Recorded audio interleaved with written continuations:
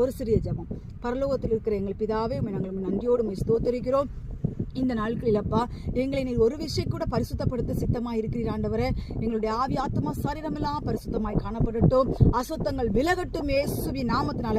எந்தெந்த பகுதியில கர்த்தாவே பிள்ளைகள் ஆண்டவரே எழும்பி வர முடியாதபடிக்கு சத்ரு தடை செய்து குற்ற மனசாட்சியை கொடுத்து வைத்திருக்கிறானோ, இயேசுவின் நாமத்தினாலே இப்பொழுது அந்த கட்டுகள் உடைக்கப்படுவதாக இயேசுவின் நாமத்தினாலே. பிள்ளைகள் வெளியே வரட்டும் ஆண்டவரே, அசுத்தத்திலிருந்து வெளியே வரட்டும் இயேசுவின் நாமத்தினால.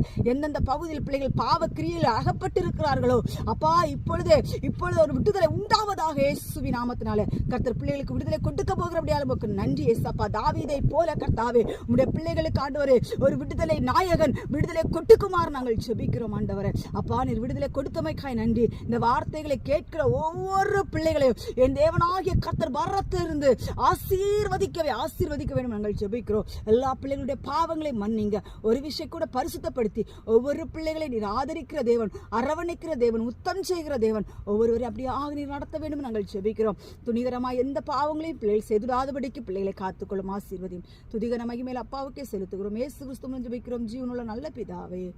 ஆமென், ஆமென். கர்த்தர் தாமே உங்கள் அனைவரையும் ஆசீர்வதிப்பாராக. ஆமென். Praise the Lord. ஸ்தோத்திரம்.